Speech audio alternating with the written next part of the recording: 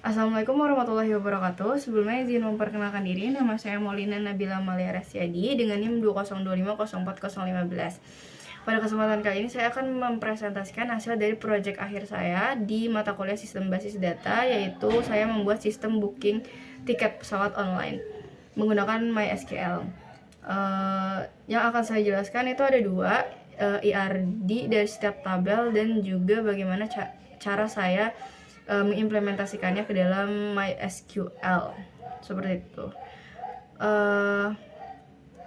IRD yang saya buat itu terdiri dari 24 tabel dengan 6 modul yang berbeda, yaitu user dan akun, maskapai dan pesawat, bandara dan route, penerbangan, pemesanan, dan pembayaran. Seluruh tabel tersebut terpusat atau terhubung dengan tabel bookings.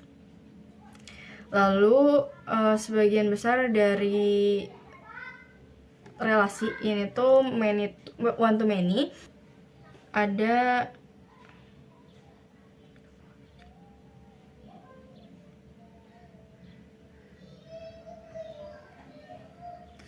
langsung saja ke relasi antar entitas yang sudah saya buat.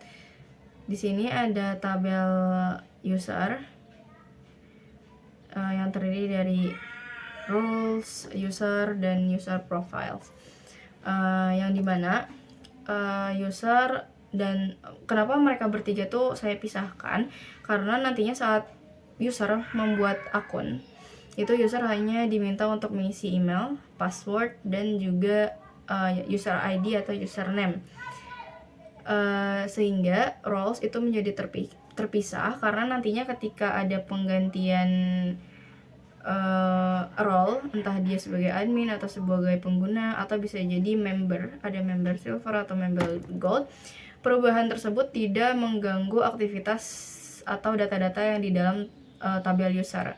Maka dari itu relasi antara tabel user dan tabel roles itu one to one, dimana satu user wajib memiliki satu roles dan minimalnya satu, dan satu roles itu hanya dimiliki oleh satu user dan minimalnya satu. Begitu pula dengan tabel user profile, dimana isi dari profile ini tuh nanti data-data seperti nama lengkap, nomor telepon, gender, yang sifatnya itu opsional gitu untuk diisi atau enggak. Makanya satu user hanya boleh memiliki satu user profile dan minimalnya 0 dan maksimalnya 1.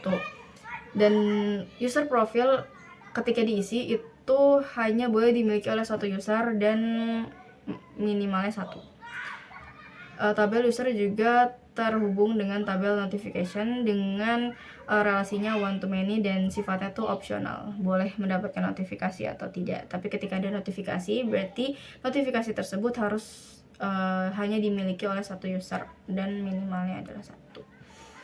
Lalu tabel selanjutnya yang saya akan jelaskan adalah tabel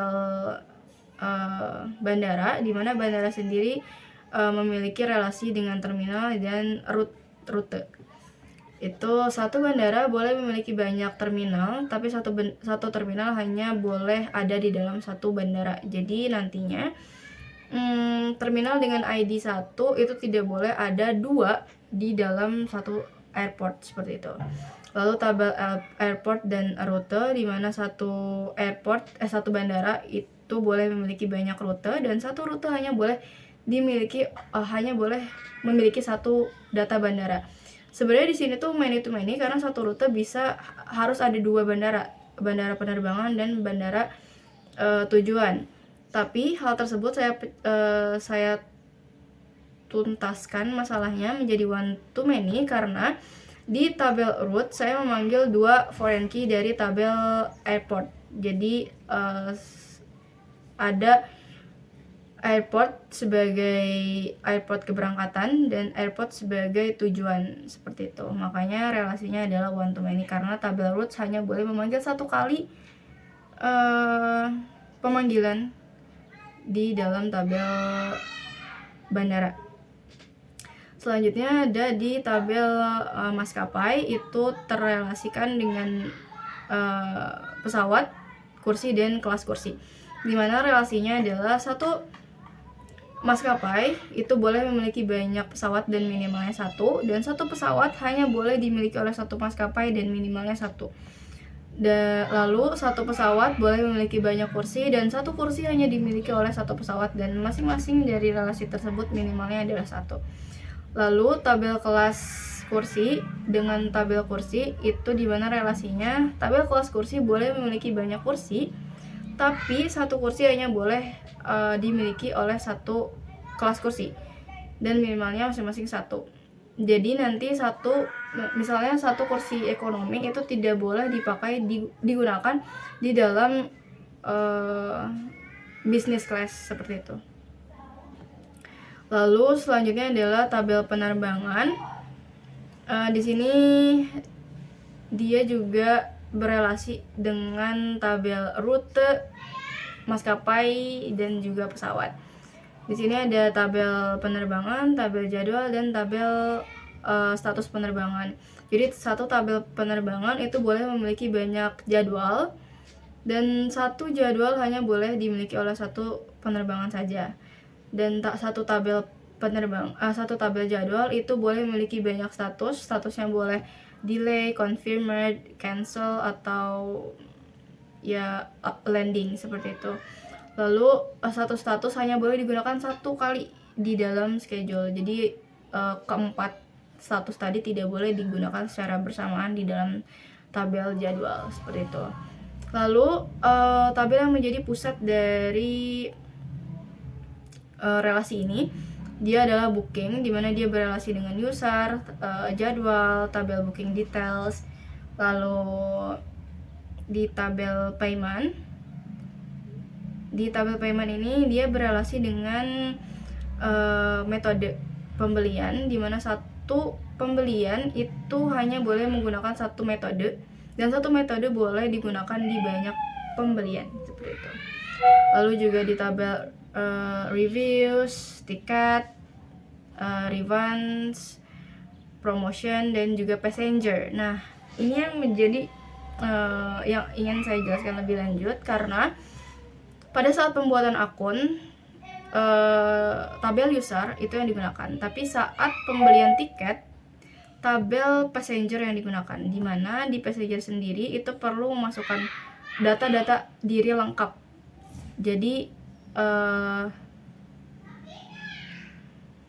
tabel passenger ini data-datanya yang akan digunakan oleh airport untuk diserahkan ke negara lain seperti itu. Makanya passenger dan user itu berbeda. Lalu passenger berhubungan dengan bagasi, di mana satu passenger itu boleh memiliki banyak bagasi dan boleh tidak, dan satu bagasi hanya dimiliki oleh satu passenger dan minimalnya adalah satu. Seperti itu. Dan ini adalah relasi antara booking dan tiket, di mana satu booking itu boleh memiliki banyak tiket. Jadi satu pengguna tuh boleh membeli banyak tiket untuk orang tuanya, tiket untuk adiknya, atau tiket untuk anaknya. Tapi satu tiket hanya memiliki satu data booking. Makanya di sini di tabel booking dia tidak memanggil tabel tiket, tapi di tabel tiket dia memanggil tabel bookingnya hanya satu. Begitu.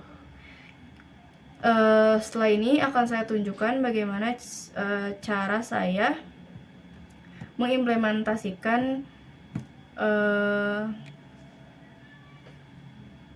tabel-tabel ini ke dalam MySQL, dimulai dari create database. Lalu juga bisa dilihat bahwa database dari booking tiket ini sudah muncul di MySQL saya di list database. Lalu sebelum saya menggunakan database tersebut dan mengisi dengan tabel-tabel yang akan saya buat, saya menggunakan syntax use nama database-nya apa. Lalu dilanjut dengan syntax apa saja yang saya gunakan.